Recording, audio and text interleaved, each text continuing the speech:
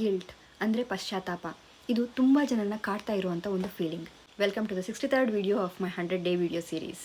Self guilt ಅಂತ ಅಂದರೆ ನಮ್ಮ ಮೇಲಿರುವಂಥ ಎಕ್ಸ್ಪೆಕ್ಟೇಷನ್ನ ನಾವು ರೀಚ್ ಆಗದೇ ಇರಬೇಕಾದ್ರೆ ಸ್ಟಾರ್ಟ್ ಆಗುವಂಥ ಒಂದು ಫೀಲಿಂಗ್. ನಾವು ಹೀಗೆ ಮಾಡಬೇಕಾಗಿತ್ತು, ಆ ಡಿಸಿಷನ್ ತೊಗೋಬೇಕಾಗಿತ್ತು, ನಾವು ಇದನ್ನು ಮಾಡೋಕ್ಕೇ ಆಗಿಲ್ಲ, ಎಕ್ಸೆಟ್ರಾ. ಗಿಲ್ಟ್ ಯಾವಾಗಲೂ ನಮಗೆ ಸಿಗ್ನಲನ್ನು ಕೊಡುತ್ತೆ. ಆ ಫೀಲಿಂಗನ್ನು ನಾವು ಕೇಳಿದಾಗ ನೀನು ಏನಕ್ಕೆ ಬಂದಿದ್ಯಾ ಅಂತ ಅದು ಉತ್ತರ ಕೊಡ್ಬೋದು. ನಿನ್ನ ಹ್ಯಾಬಿಟ್ಸನ್ನು ಚೇಂಜ್ ಮಾಡಬೇಕು, ಅಥವಾ ಆ್ಯಕ್ಷನ್ ತೊಗೊಳ್ಬೇಕು, ಅಥವಾ ರೆಸ್ಪಾನ್ಸಿಬಲ್ ಆಗಬೇಕು ಅಂತ.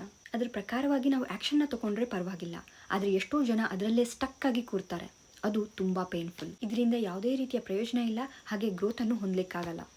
ನೀವಿಲ್ಲಿ ನೋಡ್ತಾ ಇರೋದು ಎಮೋಷ್ನಲ್ ಪಿರಮಿಡ್ ಸ್ಕೇಲ್. ಲೋ ಫೀಲಿಂಗಿಂದ ಹೈ ಫೀಲಿಂಗ್ ತನಕ ನೀವಿಲ್ಲಿ ನೋಡ್ಬೋದು. ಇಲ್ಲಿ ಲಾಸ್ಟ್ ಬಟ್ ಒನ್ ಇರೋದೇ ಗಿಲ್ಟ್ ಮತ್ತು ಶೇಮ್ ಎರಡೂ ಫೇಸ್ ಮಾಡ್ತಿರೋವಂಥ ಒಬ್ಬರು ಕ್ಲೈಂಟು ನನ್ನ ಹತ್ರ ಬಂದಿದ್ದರು. ಅವರು ನಾನೇನಕ್ಕೂ ಪ್ರಯೋಜನ ಇಲ್ಲ, ನಾನೇ ಕೆಟ್ಟೋಳು, ಈ ಥರ ಫೀಲ್ ಮಾಡ್ತಾಯಿದ್ರು. ಅವರಿಗೆ ಮತ್ತೆ ಮತ್ತೆ ಗಿಲ್ಟ್ ಫೀಲಿಂಗ್ ಬರ್ತಾನೆ ಇತ್ತು, ಅದರಿಂದ ಹೊರಬರೋಕ್ಕೆ ಆಗ್ತಾ ಇರಲಿಲ್ಲ. ಅವ್ರು ಹೇಳ್ತಾ ಇದ್ರು, KGF ಅಲ್ಲಿ ಯಶ್ ಅವರು ಗನ್ ಹಿಡ್ಕೊಂಡು ನಿಂತಂಗೆ ನನ್ನೊಳಗೆ ನಾನು ಗನ್ ಹಿಡ್ಕೊಂಡು ನಿಂತಂಗೆ ಫೀಲ್ ಆಗುತ್ತೆ, ಅಷ್ಟೊಂದು ಸೆಲ್ಫ್ ಗಿಲ್ಟ್ ಇದೆ ನನ್ನ ಹತ್ರ ಅಂತ.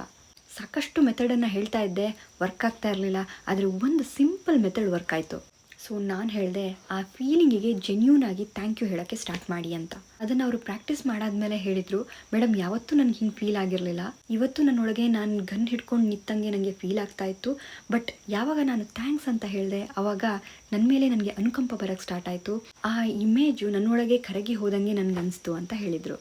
ಸೊ ಯಾವಾಗೆಲ್ಲ ಅವ್ರು ಗಿಲ್ಟ್ ಫೀಲ್ ಮಾಡ್ತಿದ್ರು ಅದಕ್ಕೆ ಥ್ಯಾಂಕ್ಸ್ ಹೇಳ್ತಾ ಇದ್ರು, ಆ ಸ್ಟಕ್ ಫೀಲಿಂಗಿಂದ ಹೊರಗಡೆ ಬರ್ತಾಯಿದ್ರು ಆ್ಯಂಡ್ ಅವ್ರ ವರ್ಕ್ ಕಡೆಗೆ ಆ್ಯಕ್ಷನ್ ತಗೊಳ್ತಾ ಇದ್ರು. So she is recovering faster. ನಿಮ್ಮ ಅಕ್ಕಪಕ್ಕದಲ್ಲಿ ಯಾರಾದರೂ ಈ ಥರ ಫೀಲ್ ಮಾಡ್ತಾ ಇದ್ದರೆ ದಯವಿಟ್ಟು ಈ ವಿಡಿಯೋನ ಅವರಿಗೆ ಕಳಿಸಿ, ಇದು ಅವರಿಗೆ ಹೆಲ್ಪ್ ಆಗುತ್ತೆ.